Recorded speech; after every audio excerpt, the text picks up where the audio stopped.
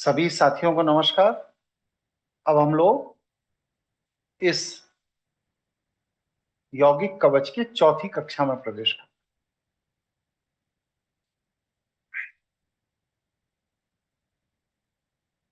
ये बहुत ही वैज्ञानिक कक्षा है। कोई भी स्टेप कहीं भी समझ में नहीं आया तुरंत मुझे रोकिएगा, लेकिन ये नहीं कि मेरा वक्तव्य चल रहा बीच में घुस गए। जब हम कहेंगे प्रश्न पूछिए तब आप रोकिए,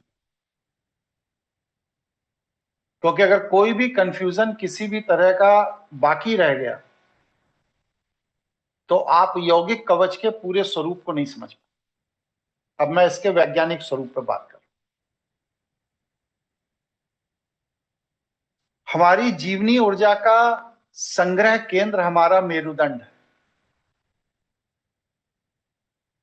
मां के गर्भ में सबसे पहले मेरुदंड का ही निर्माण होता है। स्पष्ट है? किसी के मन में कोई शंका हो तो पूछिए। जी, मेरुदंड। भैया इनको कोई बताओ मेरुदंड क्या होता है। इतनी हिंदी तो हमें भी नहीं आती। भैया आपकी रीढ़ को मेरुदंड बोलते हैं। धन्यवाद। नहीं, इनसे पूछो कि इनके यहाँ क्या बोला जाता है, कहाँ से आए हैं इनके यहाँ, उसको क्या बोला जाता है। रीढ़ की हड्डी रीढ़ की हड्डी को रीढ़ की हड्डी बोलते हैं। कहाँ से आए हैं? कहीं विदेश विदेश से आए हैं क्या? नहीं नहीं नहीं गुरु जी, कहाँ रहते हैं? हैदराबाद में। इंग्लिश मीडियम वाले होंगे आप। नहीं गुरु जी, हिंदी मीडियम में था। इंग्लिश सीखते सीखते सॉरी, हिंदी बताना, हिंदी भूल गए सर। सब भूल गए। हाँ गुरु। देखिए कितना बड़ा स्मृति दोष है व्यक्ति के जीवन का कि व्यक्ति हिंदी भूल गया। ऐसा अब हुआ गुरु जी। बताइए, अब मैं प्रवचन नहीं सुनना, अब मैं आपकी ओके गुरु। वृत्ति को समझाने के लिए उदाहरण दे रहा हूं। आप कोई आदर्श नहीं जी है मेरे लिए। जी जी गुरु। बस ठीक है, माइक बंद करिए अपनी। होता क्या है कि ये वृत्ति का आवेग है, इसे समझिए। कितना बड़ा उदाहरण है ये हम लोगों के बीच में। जीवन में जिन चीजों को सीखा उसके विपरीत परिवेश में वृत्ति में इतना रच गए, बस गए कि हम अपनी मूल जो सीखी हुई चीजें हैं उन्हीं को भूल गए। ये वृत्ति के आवेग का चरम है। इसी का अगला कदम क्या है? आदमी अपने माँ बाप को भूल जाए। थोड़ा जो अय्याश टाइप के लोग होते हैं वो अपनी पत्नी भूल जाते हैं। गैर जिम्मेदार होते हैं वो अपने बच्चे भूल जाते हैं। ये क्या है? वृत्ति का आवेग। सोचिए वृत्ति का आवेग कितना घातक है। इससे समझिए कि मनुष्य ये भूल ही गया कि वह मनुष्य है। वृत्ति का आवेग इतना घातक है कि मनुष्य यह भूल गया कि वह मनुष्य है। मनुष्य और अन्य जीव जंतु पशु पक्षी वनस्पति में क्या फर्क है बताइए भाई, कोई बता सकता है?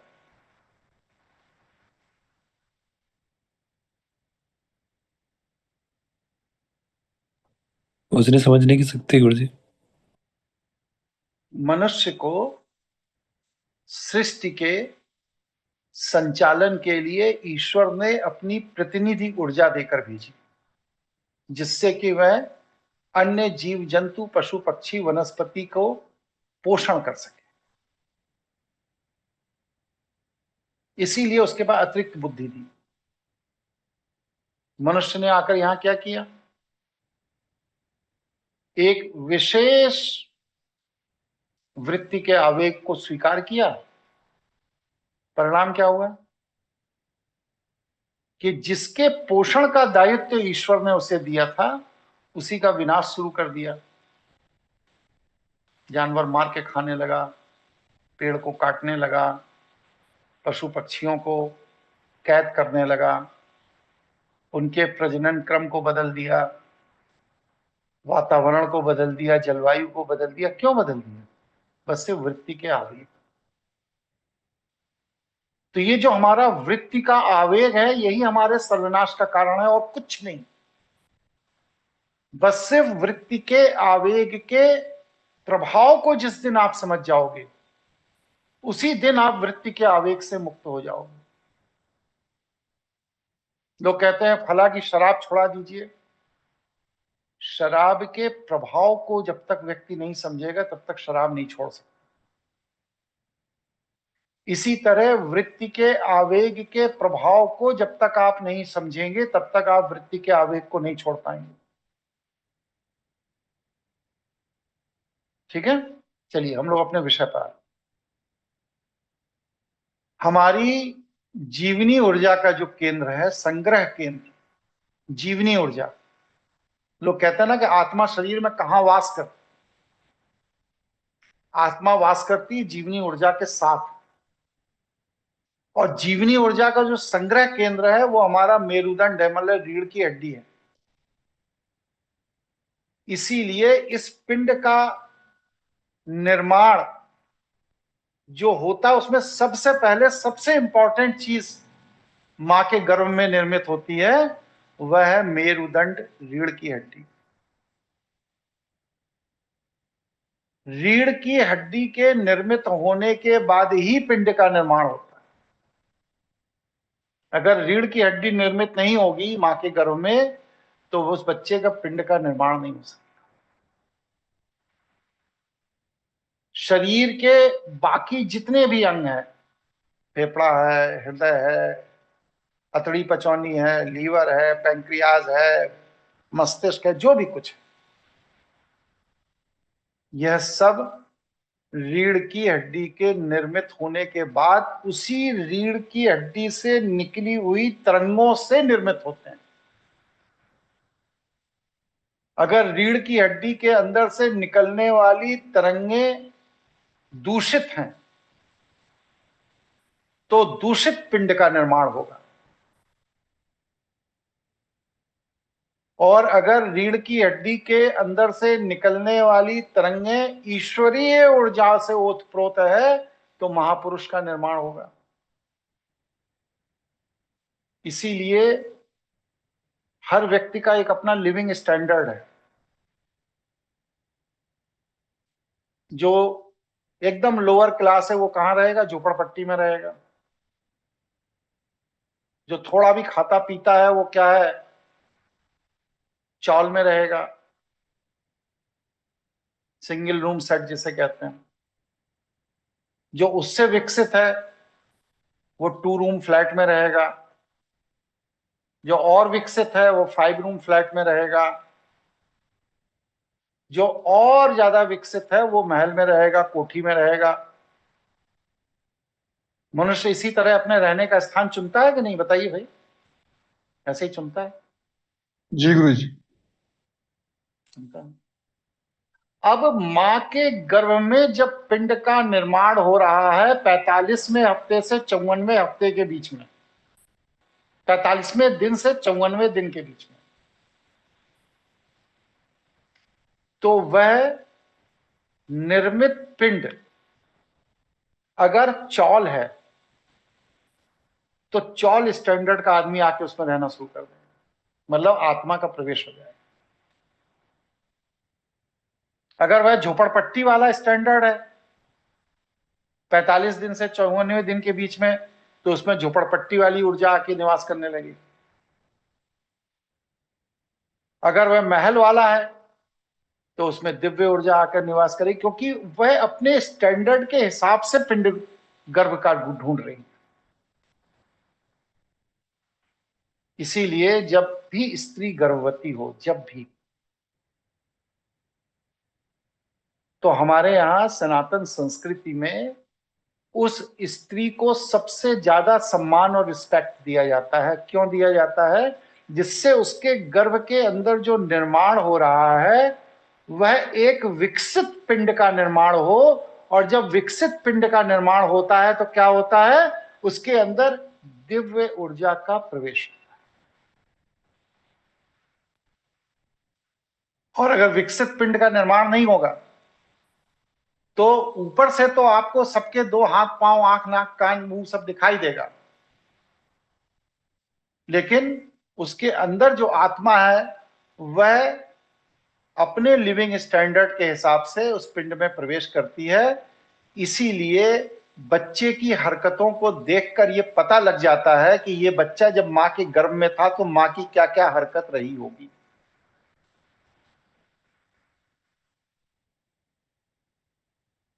चौल को देख के लग जाता है ना, या झोपड़पट्टी को देख के लग जाता है ना कि इसमें जो रह रहा है उसका क्या लिविंग स्टैंडर्ड रहा होगा। बताइए भाई। जी जी जी बिल्कुल। जी गुरु जी। महल में रहने वाले का महल जैसा होता है। इसीलिए बच्चों के संस्कारों को देखकर ये पता लग जाता है कि ये बच्चा जिस मां के गर्भ में विकसित हुआ है उस मां की वृत्ति और संस्कार कैसे रहे होंगे। आजकल एक बहुत बड़ा फैशन चला है सैरोगेसी,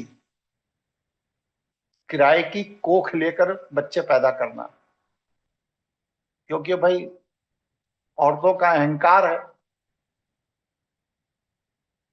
अरे भाई तुम सैरोगेसी क्यों करा रही हो, तुम बच्चे गोद ले लो किसी की। सैरोगेसी का मतलब क्या है कि विकृत चित्त के संतान को पैदा कर। सैरोगेसी से जो संतति पैदा होती हैं वो कभी स्वस्थ चित्त की नहीं होती, कभी नहीं हो ही नहीं सकती। क्यों? क्योंकि जो माँ जिसके गर्भ में वह बच्चा बन रहा है, निर्मित हो रहा है, वह माँ अगर पैसे के लिए अपने गर्भ को किराए पे दे सकती है तो उसकी मानसिक स्थिति कितनी दूषित और कुलुषित होगी, और उसके गर्भ में बनने वाला बच्चा कितने कुलुषित मानसिकता का होगा, इसका अंदाज आप उस मां के व्यवहार से लगा सकते।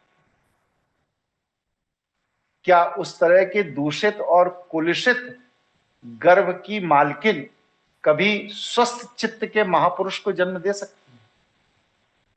बताइए भाई। मनुष्य का ही नहीं होगा गुरुजी, महापुरुष तो फिर अलग स्टेज है।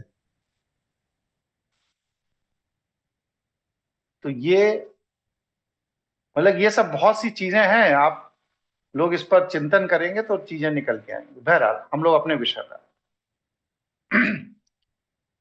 हमारा ये जो मेरुदंड है इसमें 31 जोड़ी नसें हैं, मतलब कि 62 नस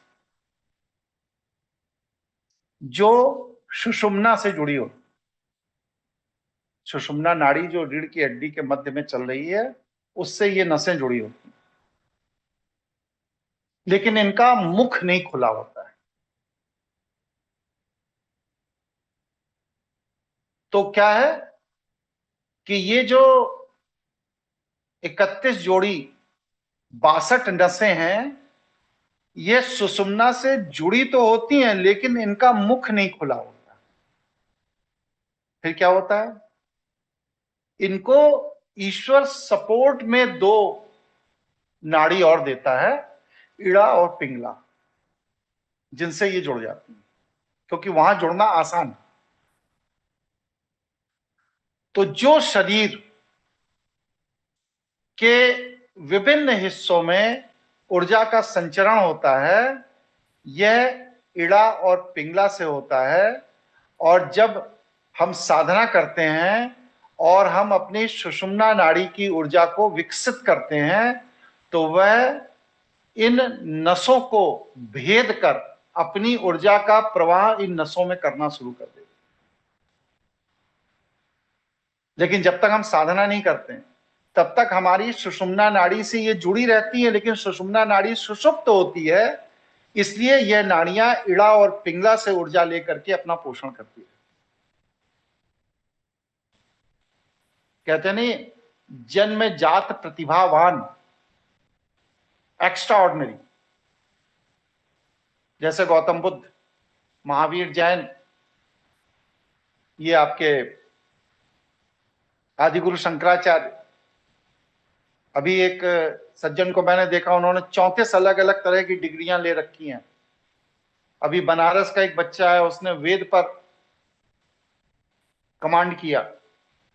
ये एक्स्ट्रा ऑर्डिनरी जन्मजात, तो ये जो जन्मजात एक्स्ट्रा ऑर्डिनरी बच्चे पैदा होते हैं, ये वो बच्चे होते हैं जिनके मां के गर्भ में ही मेरुदंड की 62 नसें सुषुम्ना से जाके जुड़ गई होती हैं।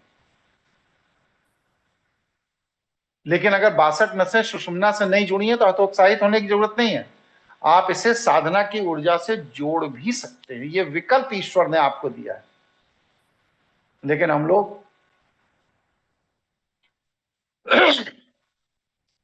लोग इन्हें जोड़ते नहीं हैं। हम लोग क्या करते हैं, इड़ा और पिंगला में ही पूरी जिंदगी गुजार देते हैं। बड़ा मजा आता है इड़ा पिंगला में जीने में। परिणाम क्या होता है, कभी जीवन सुखद होता है और कभी जीवन दुखद होता है। वह सुख और दुख का रसास्वादन करते करते हम एक दिन इस पिंड को छोड़ देते हैं। जब सुषुम्ना में आप जुड़ जाते हैं तो दुख और सुख का रसास्वादन नहीं होता। आप एक तीसरे आयाम में अपना जीवन जीते हैं, और फिर जब आप एक तीसरे आयाम में अपना जीवन जीते हैं तो फिर समाज आपको महापुरुष कहता है। इसीलिए कहते हैं महापुरुष 3 तरह के होते हैं। एक वो होते हैं जो जन्मजात होते हैं, दूसरे वो होते हैं जो अपने पुरुषार्थ और प्रयास से महापुरुष हो जाते हैं, और तीसरे वो होते हैं जो महापुरुष होते नहीं हैं लेकिन समाज में प्रोपोगंडा करके उनको महापुरुष घोषित कर दिया जाता है। ये जो प्रोपोगंडा करके महापुरुष घोषित किए जाते हैं, ये मार्केटिंग है, इनसे बच के रहिए। क्योंकि अगर आप प्रोपोगंडा करने वाले व्यक्ति की शरण में चले गए तो वो आपका सर्वनाश करके ही छोड़ेगा। स्पष्ट है? आगे बढ़ूं? जी गुरुजी। जी गुरुजी। ईड़ा पिंगला जो नाड़ी होती हैं, इनका कोई भौतिक नसें तो होती नहीं होंगी जी? ये नहीं है, बहुत ऊर्जा बिजली के तार हैं जैसे, हाँ जी, हाँ जी, वैसे ये भी नसों का जाल है पूरा। ठीक है जी। लेकिन अब आप इसमें जाइए कि कुंडलनी वाला, मूलाधार, स्वादिष्ठान, मणिपुर, अनाहत, ऐसे चक्र जैसे वो सांप जैसे ऐसे ऐसे बना देते हैं, वैसे कहीं कुछ नहीं है, वो सब भ्रम है। वो सब सिर्फ समझाने का तरीका है। ठीक है? जी गुरुजी। ये गुरुजी, ये सीधी होती है एकदम, स्ट्रेट स्ट्रेट से जाती है क्या? नहीं, ये जाल की तरह होती है, स्ट्रेट नहीं जाती। अच्छा। तो सुषुम्ना, इसीलिए जब सुषुम्ना टूट जाती है एक्सीडेंट में, किसी दुर्घटना में, तो फिर वो व्यक्ति जीवन भर के लिए विकलांग हो जाता है, जब तक सुषुम्ना को रिपेयर नहीं किया जा सकता। इसलिए उस व्यक्ति को मरते दिन तक अपने पिंड को प्रयोग करने के लिए किसी का सहारा लेना पड़ता है। और ये तीनों नसें, इड़ा, पिंगला और सुषुम्ना, ये तीनों नसें गर्दन में यहां जाकर के पिट्यूटरी ग्लैंड जो है, जहां पर हमारी रीढ़ की हड्डी कपाल में जाकर जुड़ती है, ये पिट्यूटरी ग्लैंड मटर के दाने के बराबर होती है। इससे जाकर के बढ़ती हैं। एक लेफ्ट ब्रेन में चली जाएगी, एक राइट ब्रेन में चली जाएगी, और सुषुम्ना जो है वो मध्य मस्तिष्क में चली जाती है। इसीलिए जब मध्य मस्तिष्क को ऊर्जा मिलती है तो आपका आज्ञा चक्र जागृत होता है, और जिनको मध्य मस्तिष्क को ऊर्जा नहीं मिलती है वो अपने लेफ्ट और राइट ब्रेन में पूरी जिंदगी खेलते रहते हैं, हाथ कुछ नहीं आता है।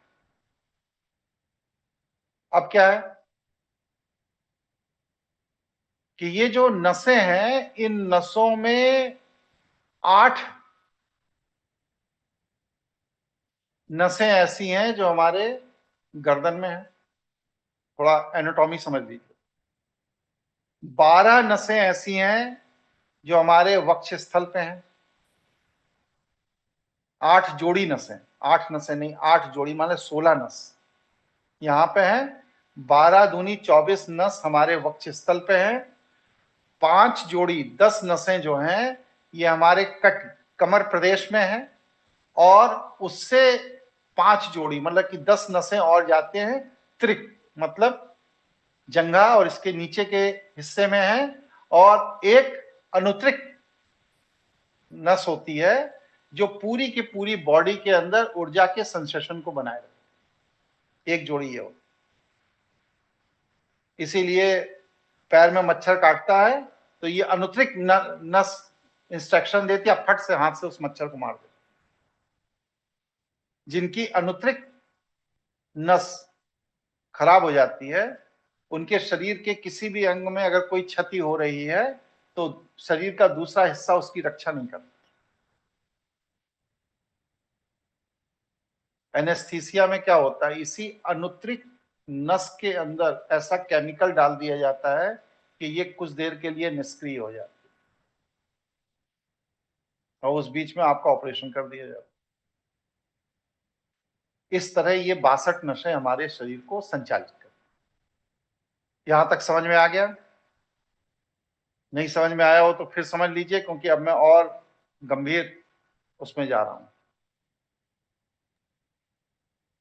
गुरुजी एक बार फिर से थोड़ा आप वीडियो सुनिएगा, अगर आप नहीं इतना हिंदी जानते हैं तो वीडियो सुनिएगा। ठीक है, ओके सर, ठीक है, धन्यवाद। और कोई साथी? स्पष्ट है गुरुजी, आगे बढ़ते हैं। स्पष्ट। तो क्या है कि हमारी जीवनी ऊर्जा का प्रवाह इनमें निरंतर होता रहता है, और इड़ा और पिंगला जो है ये जीवनी शक्ति, जीवनी ऊर्जा नहीं, जीवनी शक्ति का प्रवाह शरीर में करती है। और अगर आप इड़ा और पिंगला से पिंड को चला रहे हैं तो ये जीवनी शक्ति, मतलब जीवनी शक्ति माने जो आप खाते हैं उससे जो शक्ति मिलती है, जिसे कैलोरी कहते हैं, ये जीवनी शक्ति। लेकिन जब इड़ा और पिंगला को त्याग कर सुषुम्ना को जागृत करते हैं तो आपको किसी भोजन की जरूरत नहीं। जैसे सुशील जी अपने, स्वप्ना जी भी ये साधना कर रही है, स्वप्ना, हाँ स्वप्ना ही नाम, वो भी ये साधना कर रही है। इन लोगों को किसी भोजन की जरूरत नहीं। इनके मूलाधार के अंदर जो ऊर्जा है जो सुषुम्ना में चल रही है वह इनको 350 साल तक बिना खाए पिए जीवित रख सकती है।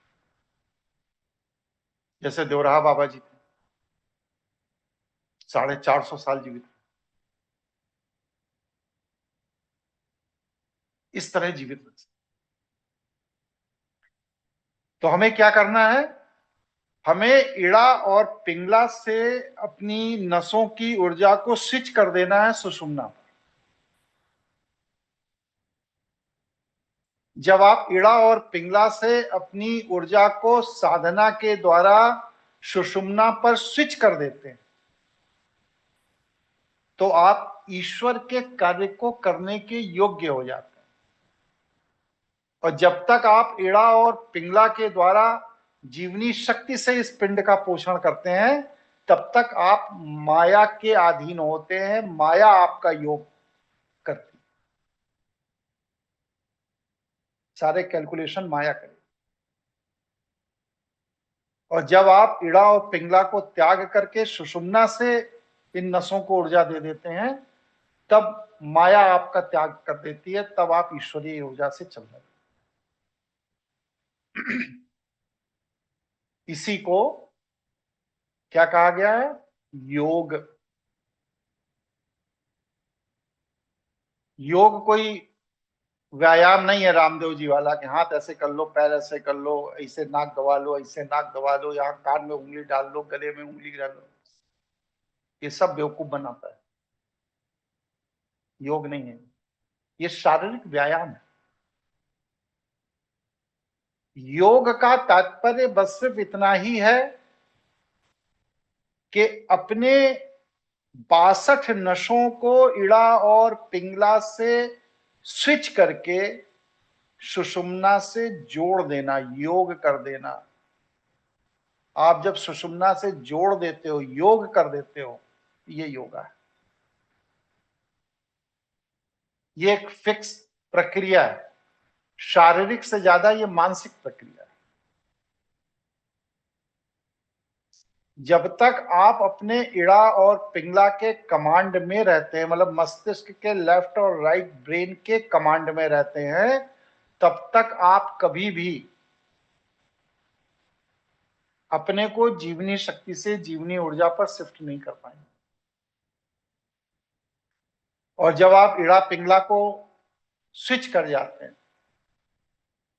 छोड़ देते हैं और सुषुम्ना में चले जाते हैं, जहां से सीधे मध्य मस्तिष्क ब्रह्मांड को संकेत मिलने शुरू हो जाते हैं आपके पिंड से, वहीं पर उसी क्षण आप फिर जीवनी ऊर्जा से संचालित होते हैं, फिर जीवनी शक्ति की जरूरत आपको नहीं।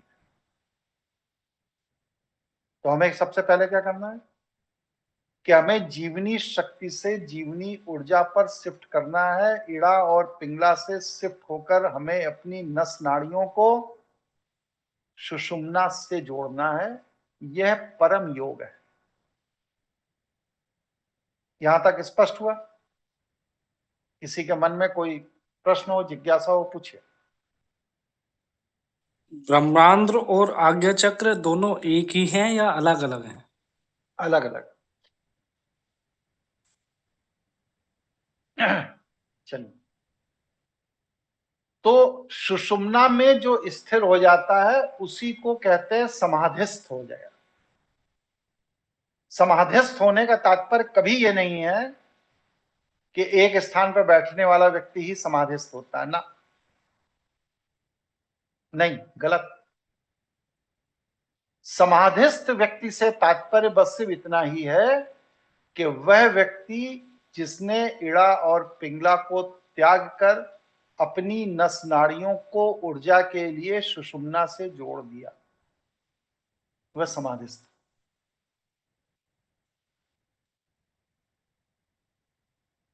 और जब वह सुषुम्ना में स्थिर हो जाता है तो उसकी सारी कामना वासना अपने आप धीरे धीरे धीरे धीरे खत्म हो जाती, क्योंकि व्यक्ति मध्य मस्तिष्क से संचालित होता है। लेफ्ट और राइट मस्तिष्क से, दाएं और बाएं मस्तिष्क से उसका संचरण बंद हो जाता है। इसीलिए शैव साधक हिमालय में बहुत से ऐसे मिल जाएंगे, समाज में मिल जाएंगे, हम लोगों के बीच में भी हैं बहुत से ऐसे। इसीलिए देखिए, शैव साधक पूरा गृहस्थ जीवन जीते रहेंगे। पत्नी भी होगी, बच्चा भी होगा, बेटा भी होगा, नाती भी होगा, पोता भी होगा, सब होगा, लेकिन फिर भी वह समाधिस्थ। इतिहास में सबसे बड़ा उदाहरण कौन है इसके लिए, बताइए, कोई बता सकता? बाल गंगाधर तिलक। राजा कितना जनक। पढ़े हो भैया बाल गंगाधर तिलक को तुम? सुने थे गुरुजी, उन्होंने वैसा सुनी हुई बात मत करो, जो अध्ययन कर लो तो बात करो, फालतू की बात यहाँ मत किया करो। तो ये विद्वानों की सभा है, यहाँ पर लब्बाजी के लिए जगह नहीं है। चलिए, और दूसरा बताइए भाई। राजा जनक या अष्टावक्र। हाँ, फिर दो लोगों का नाम क्यों लिया आपने और या लगा दिया बीच में? इतना भ्रमित क्यों जी रहे हैं? ऐसा जीवन जीने से कोई फायदा नहीं है। और ना अष्टावक्र को आपने पढ़ा होगा, ना राजा जनक को पढ़ा होगा। पढ़ा है किसी को? ये नहीं। सुनी सुनाई बात, राम भरोसे लगा दो, अक्कड़ बक्कड़ कुछ तो होएगा ही। शर्म करिए थोड़ा अपने ऊपर, हिंदू कहलाने पर शर्म करिए कि अपने पूर्वजों का इतिहास तक नहीं पढ़ा आप लोगों ने। राजा जनक, पत्नी भी है, बेटी भी है, विवाह भी हो रहा है, फंक्शन भी हो रहा है, सब कुछ हो रहा है, कोई अभाव नहीं, कोई दिक्कत नहीं है, कोई परेशानी नहीं है। पिंड पूरी तरह गतिशील है, राजा दशरथ का सम्मान भी कर रहे हैं, पत्नी के साथ दरबार में भी बैठे हैं, सुखदेव जी महाराज से साष्टार्थ भी कर रहे हैं, अष्टावक्र से जाकर के ज्ञान भी ले रहे हैं, घोड़ा भी चला रहे हैं, लेकिन इस सबके बाद भी वह समाधि अवस्था में है। वैष्णव लोगों ने समाधि का जो विकृत स्वरूप समाज को बताया कि जो बाबा जी एक पेड़ के नीचे बैठ जाए वो समाधि में है, ना, गलत। पेड़ के नीचे बैठा हुआ बाबा समाधि में नहीं है, वो ध्यान में है। ध्यान और समाधि में अंतर होता है। क्यों? क्योंकि पेड़ों के नीचे बाबा को बिठा के दुनिया को बेवकूफ बना के पैसा बटोरना है, इसलिए वैष्णव लोगों ने पेड़ों के नीचे बैठे हुए ध्यान करने वाले व्यक्ति को समाधिस्थ कह दिया। समाधि में रहने वाला व्यक्ति सामान्य मनुष्य की तरह सक्रिय होता है। फिर उसकी पहचान कैसे है कि वो समाधि में है या नहीं है? बताइए। 3 लक्षण हैं, तीनों लक्षण जो बताएगा उसे 101 रुपए का पुरस्कार दिया जाएगा। बताइए।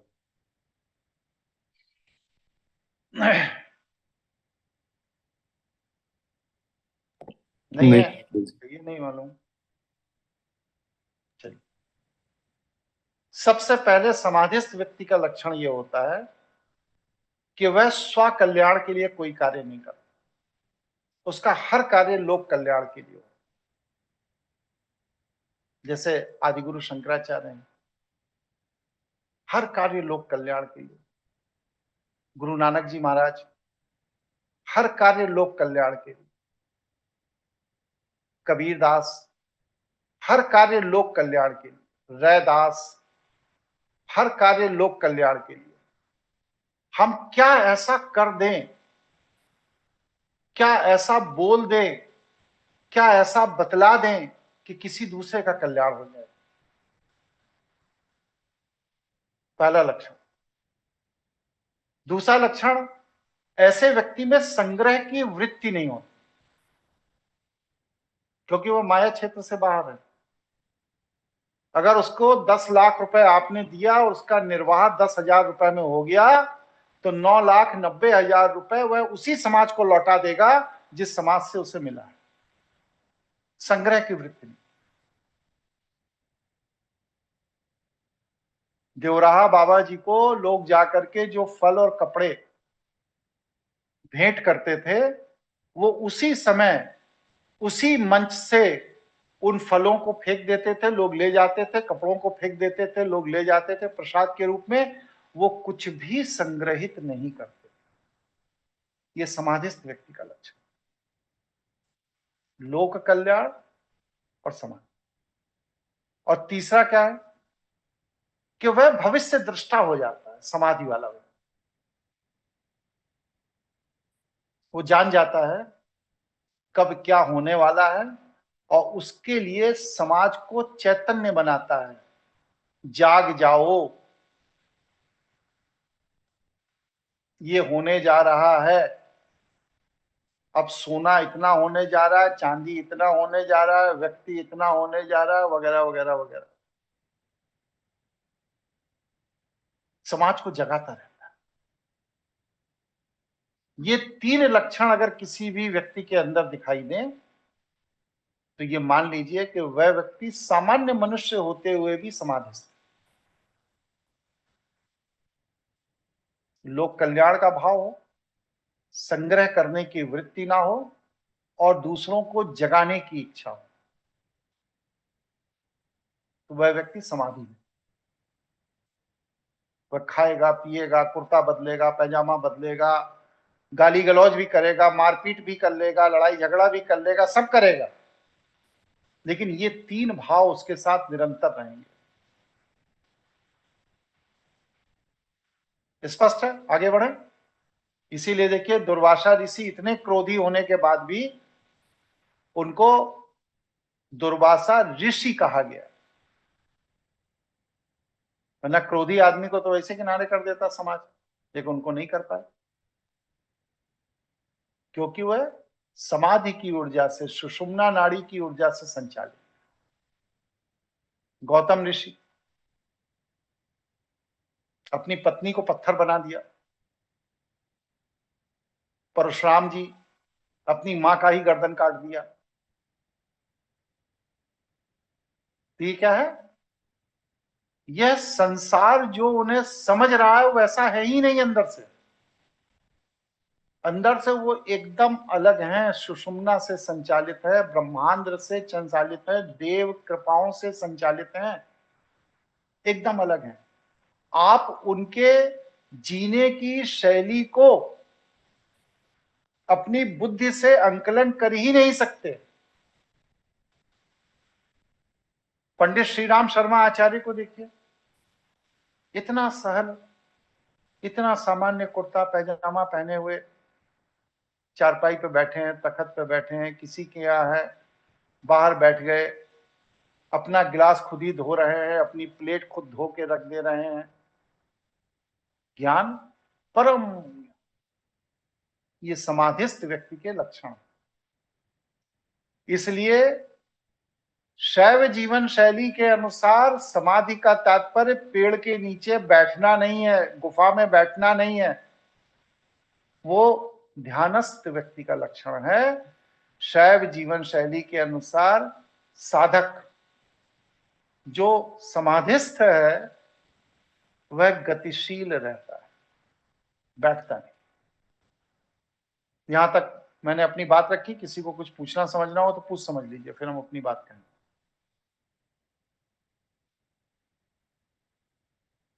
आगे बढ़े। जी गुरुजी। जी गुरुजी। अब क्या है कि हमारा पिंड जो है इड़ा पिंगला को छोड़ दिया, सुषुम्ना नाड़ी से संचालित। हम क्या हो गए? योग में चले गए। अब यहीं से यौगिक कवच बनेगा। अगर आप इड़ा पिंगला में घूम रहे हैं तो आप यौगिक कवच नहीं बना सकते, योग में जाना पड़ेगा। मतलब क्या हुआ योग में जाने का? कि हमारी जो 62 नसें हैं, 31 जोड़ी नसें सिर से पैर तक हैं, जिनका भी हमने वृतांत बताया, इनमें से 16 नसें आपको सक्रिय करनी पड़ेंगी। उन नसों से क्या होगा समझिए, बहुत गहरी बात बताने जा रहा हूं कि गर्दन की ये जो नसें हैं ये हमें कहां कहां नियंत्रित करती हैं। ये हमारे गर्दन को तो नियंत्रित करती ही हैं, हमारे कंधों को नियंत्रित करती हैं, हमारे हाथ को नियंत्रित करती हैं, हमारे डायफ्राम को नियंत्रित करती हैं। डायफ्राम का क्या अर्थ होता है बताइए? हमारे फेफड़े और नीचे पाचन तंत्र के मध्य की जो नसें हैं ये डायफ्राम। और ताज्जुब इस बात का है कि यौगिक कवच की ऊर्जा इसी डायफ्राम से निर्मित होती। किसी भी यूट्यूबर ने आज तक बताया, किसी भी गुरु, किसी धर्मगुरु, किसी ने आज तक बताया कि हमारे इस पिंड के यौगिक कवच की ऊर्जा हमारे डायफ्राम के अंदर जो नसें हैं यहां से निर्मित। बताइए। नहीं बताया। नहीं बताया गुरुजी। पहली बार सुन रहे गुरुजी आपसे ये सब बातें। आदमी कहाँ कहेगा? कहेगा मस्तिष्क से होगा, कोई कहेगा नाभि से होगा, कोई कहेगा मूलाधार से होगा, यहाँ होगा वहां होगा। लेकिन रिसर्च करिए, शोध करिए, शोध करने पर आप पाएंगे कि ये यहाँ से निर्मित। डायफ्राम के अंदर जो नसें हैं ये हमारे यौगिक कवच को वो करती, क्योंकि यही वो नर्मदा नदी है, यही वो नर्मदा नदी है जहां से ये ऊपर का हिस्सा उत्तर भारत है और नीचे का हिस्सा दक्षिण भारत। नर्मदा नदी में जितना शुद्ध और स्वस्थ जल होगा, सुनिए ध्यान से, बहुत इंपॉर्टेंट बात, नर्मदा नदी में जितना शुद्ध और स्वस्थ जल होगा, भारत की जीवनी ऊर्जा उतनी ऊपर। नर्मदा नदी पर जो जगह जगह डैम बनाया जा रहा है, यही डैम भारत के खंड खंड बंटने का आधार बनेगा, क्योंकि वह भारत की जीवनी ऊर्जा है। इसी तरह ये हमारा डायफॉर्म जो है, ये हमारी जीवनी ऊर्जा का केंद्र है।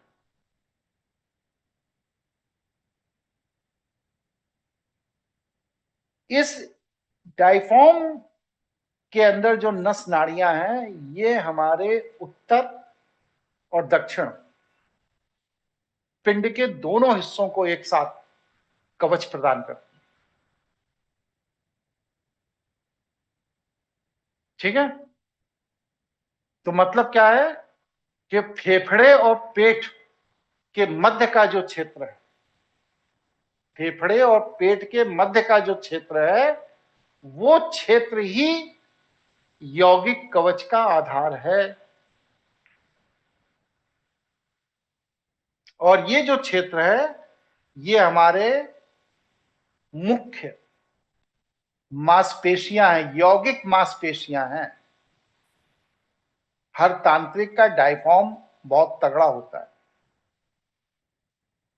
और इनके अंदर अगर असंतुलन हो जाए, डायफॉर्म के अंदर अगर असंतुलन हो जाए, तो क्या होगा? सबसे पहली समस्या आएगी, आप हार्ट अटैक में मर जाओगे। क्यों?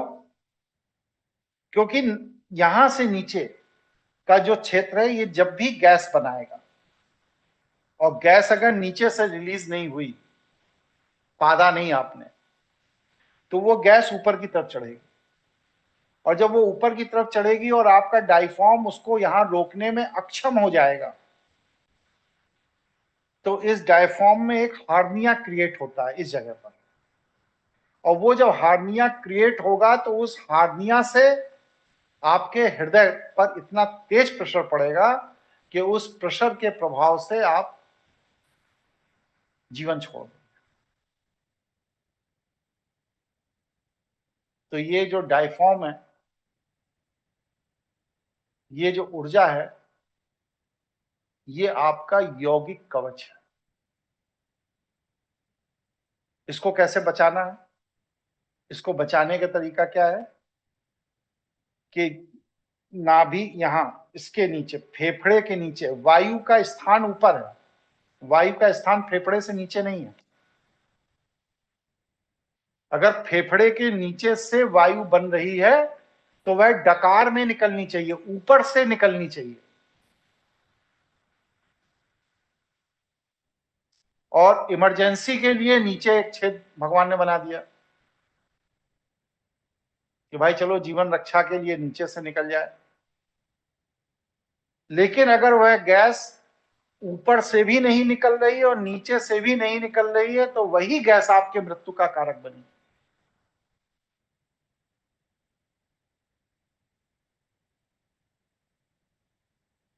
क्योंकि कारण क्या है कि जब डायफॉर्म पर प्रेशर पड़ता है, तो यह हमारे रीढ़ की हड्डी को इंस्ट्रक्शन देता है, और वो जो इंस्ट्रक्शन रीढ़ की हड्डी को देता है, वो इड़ा और पिंगला से जो ऊर्जा का संचरण मस्तिष्क को हो रहा होता है, उस ऊर्जा के संतुलन को असंतुलित कर देता है। और जब मस्तिष्क के अंदर ऊर्जा का असंतुलन होता है, तब क्या होता है? वो आपके ऑर्गन को इलेक्ट्रिकल वेव्स भी अनकंट्रोल्ड भेजने लगता है। भरपेट खाना खा लिए फिर भी भूख लग रही है, चीनी नहीं भी पी रहे हैं तब भी डायबिटीज हो रही है, हार्ट की जो पल्स रेट 72-74 होनी चाहिए वो 200 हो रही है, बीपी बढ़ रहा है या एकदम लो हो जा रहा है। ये सब क्या? ब्रेन के सिग्नल्स का असंतुलन है। और अगर ये ब्रेन के सिग्नल का असंतुलन हो रहा है, तो आप देखिएगा कि डायफॉर्म आपका बीमार हो। इसलिए यौगिक कवच के साधक को सबसे पहले अपने डायफ्राम की मांसपेशियों को मजबूत करना चाहिए। अगर आप अपने मांसपेशियों को डायफ्राम की मजबूत नहीं करोगे तो आप यौगिक कवच के साधक नहीं बन सकते। ठीक है, किसी के मन में कोई प्रश्न, कोई चिंता, कोई बात, कोई सुझाव हो तो पूछे। प्रणाम गुरुजी। ये डायफ्राम की जो जी, मेरा नाम दिनेश है जी। ये जो मांसपेशियों के स्ट्रांग होने का क्या लक्षण है? आपको नींद अच्छी आएगी। माइक बंद कर दीजिए। आपको नींद अच्छी आएगी, सबसे पहली बात। दूसरी चीज, समय से भूख लगेगी।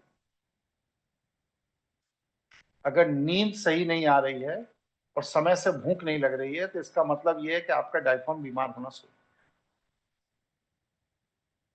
ठीक है, और कोई साथी, कोई प्रश्न किसी का?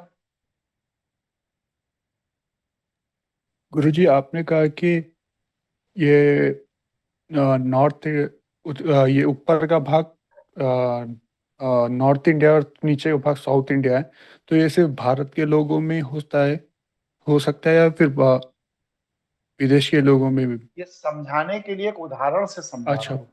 Okay sir, okay. यत ब्रह्मांडे तत्पिंडे, ये ओके। सूत्र है योग का। जी गुरु, ओके। चलिए, तो मैंने क्या बताया कि वक्ष स्थल की जो 24 नसें हैं, इनमें से 16 नसें हमारे छाती, पेट के ऊपरी हिस्से और नीचे के हिस्से को नियंत्रित करती हैं। और इनके बीच में जो ऊर्जा का संतुलन है, वह संतुलन अगर आपने अपनी यौगिक क्रिया से मेंटेन कर लिया तो यही यौगिक कवच। तो कैसे मेंटेन करना, हम पूरी पद्धति बताएंगे कि इसको मेंटेन कर लिया तो यही यौगिक कवच है। और अगर इसको आप मेंटेन नहीं कर पाएंगे तो जिंदगी भर अपना इलाज कराते रहेंगे, स्वस्थ कभी नहीं होंगे। जिंदगी भर बाबा जी, तांत्रिक, गुरु जी, गुरु घंटाल जी के चक्कर में पड़े रहेंगे, पाएंगे कुछ नहीं। इसलिए आपको जो सबसे बड़ा काम करना है वो इन 16 नसों पर काम करना। कैसे करना, अभी हम प्रक्रिया बताएंगे। तो ये छाती, पेट और पेट के क्षेत्र पर ये जो 16 नसें जा रही हैं, इन पर आपको सबसे ज्यादा काम करना है। अब यहां तक मैंने विषय को समझा दिया। किसी के मन में कोई प्रश्न, कोई जिज्ञासा, कोई बात आई हो तो पूछिए, क्योंकि फिर अब हम प्रोसेस में आ जाएंगे।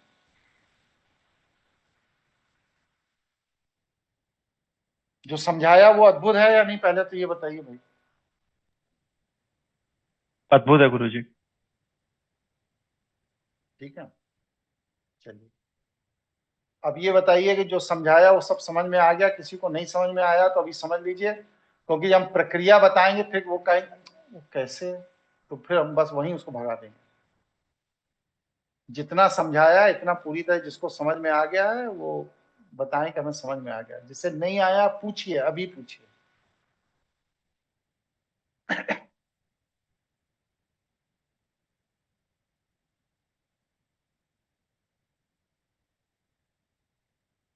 इसका मतलब सबको समझ में आ गया।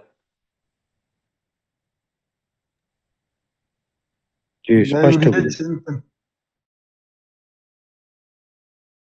बोलो, अलग अलग बोलिए भाई।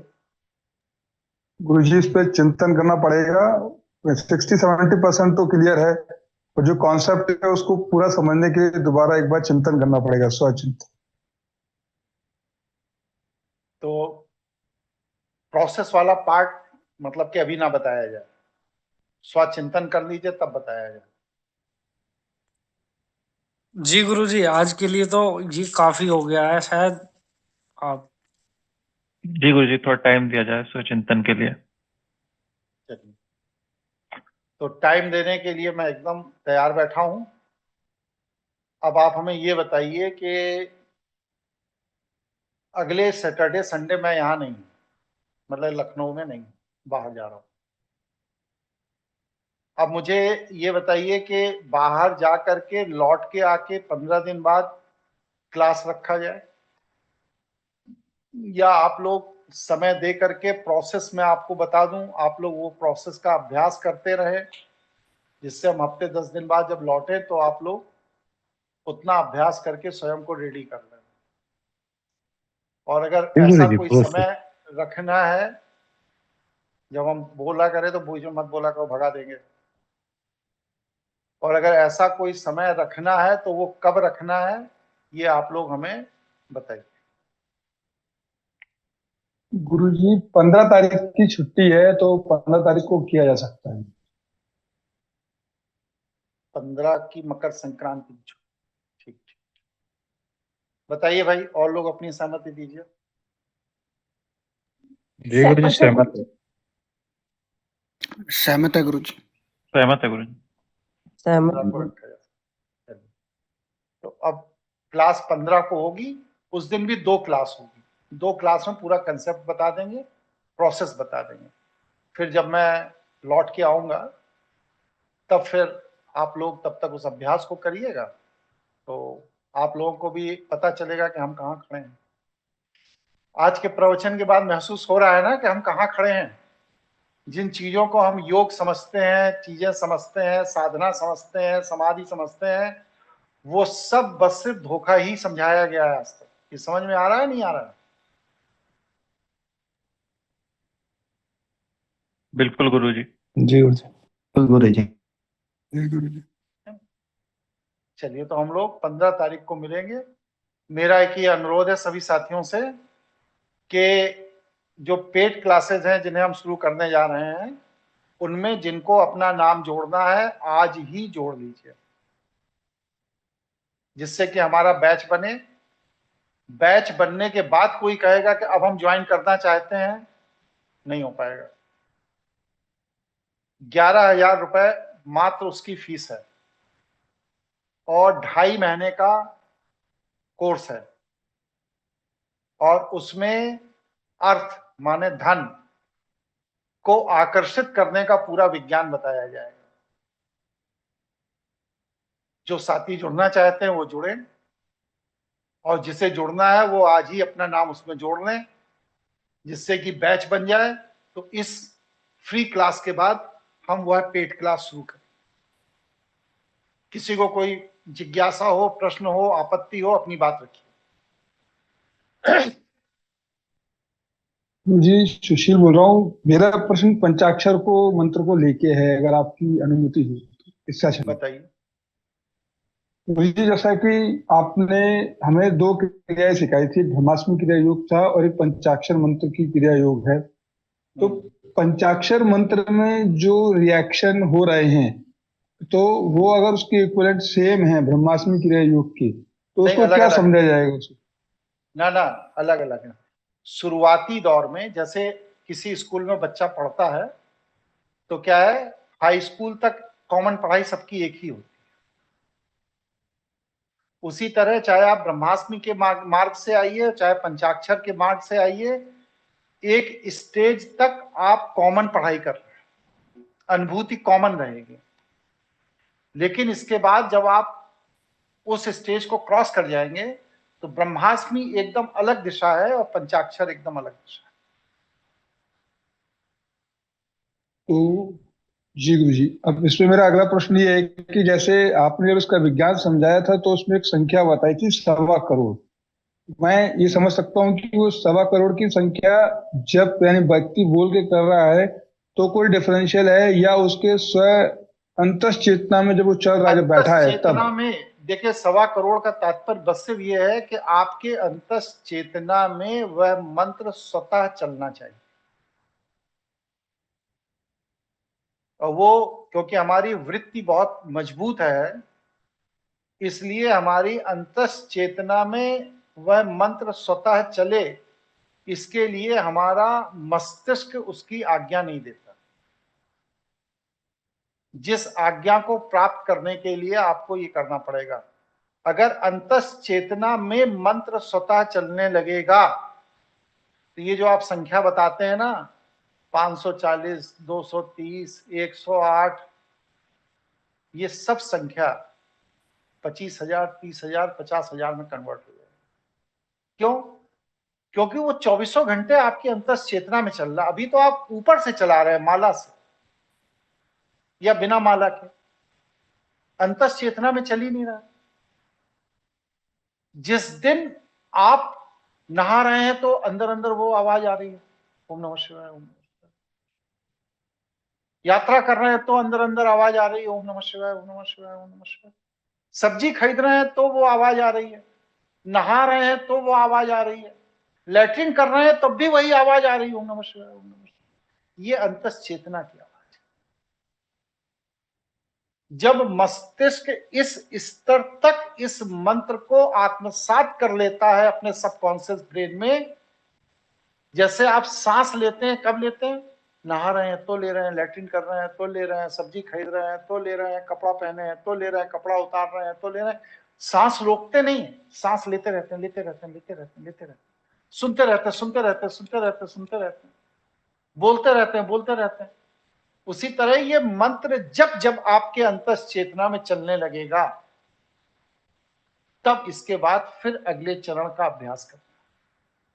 लेकिन जब तक मंत्र अंतस चेतना को जीत नहीं पाया है, वहां अपना स्थान नहीं बना पाया है, तब तक आपके द्वारा किया गया हर कार्य बस से आडंबर है। इसलिए 1.25 करोड़ मंत्र जप की बात मैं कहता हूं। स्पष्ट हुआ? स्पष्ट है गुरुजी। तो दूसरा सवाल मेरा इसमें यह है कि व्यक्ति को ये अनुभूत कैसे होगा कि वो अंतस चेतना में चल रहा है या आप नहीं? गुनगुनाते हैं तो अनुभूत होता है कि नहीं? क्या आप गुनगुना रहे हैं? हाँ बिल्कुल होता है गुरुजी। ऐसे ही जब ये मंत्र अंतस चेतना में चलेगा तो जब भी आपका ध्यान अपनी अंतस चेतना पे जाएगा तभी वो मंत्र का स्वर सुनाई देगा। अगर आपका ध्यान अपनी अंतस चेतना में गया और मंत्र का स्वर नहीं सुनाई दे रहा है तो इसका मतलब मंत्र अंतस चेतना में चल नहीं रहा, ऊपर ऊपर चल। समझ गया गुरुजी। और एक मेरा निजी प्रश्न है इसके अंदर गुरुजी कि जैसे मान लीजिए जब हम इसकी साधना करते हैं मंत्र की, तो ब्रेन एक स्टेज पे आके ब्लैंक आउट हो जाता है, जहां पर ना ये पता लगता है कि शरीर है, क्या सांस चल रही है, क्या चल रही है। तो वो क्या एक भ्रम की स्थिति है या क्या समझा जाएगा नहीं, उसको? यही स्टेज क्रॉस करना है। यही वो हाई स्कूल का एग्जामिनेशन है जिसे क्रॉस कर जाना, यहीं से फिर दिशा अलग अलग हो जाएगी।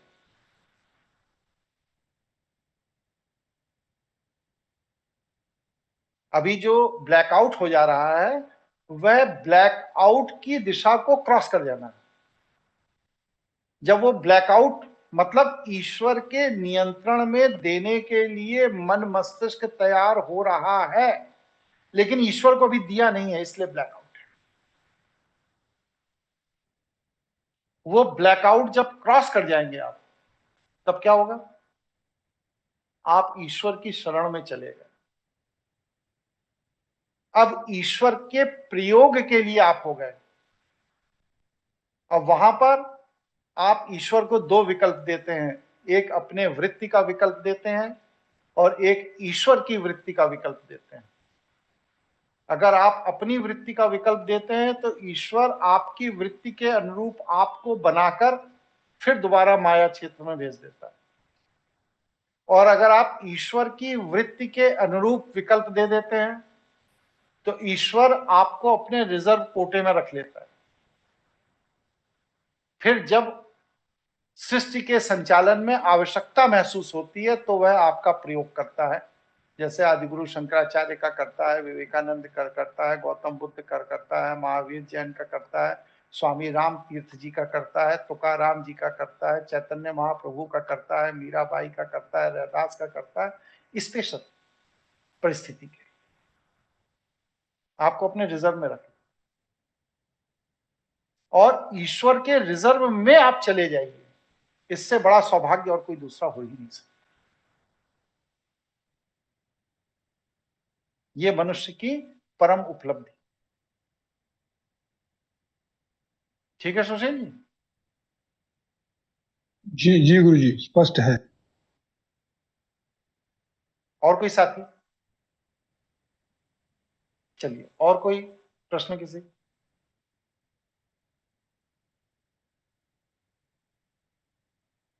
हो गया? आज का क्लास पूर्ण करूं? जी गुरु जी, स्पष्ट है। जी सब स्पष्ट है, बहुत अच्छा है। आप लोग सबका कंसेप्ट क्लियर हो, नई दिशा में आगे बढ़िए, आपका कल्याण हो, ये मेरी ईश्वर से प्रार्थना है। इसी के साथ आज की क्लास को पूर्ण करें। प्रणाम गुरु जी। धन्यवाद गुरु, प्रणाम। खुश रहिए भैया सब। प्रणाम गुरु जी। गुरु जी। गुरु जी।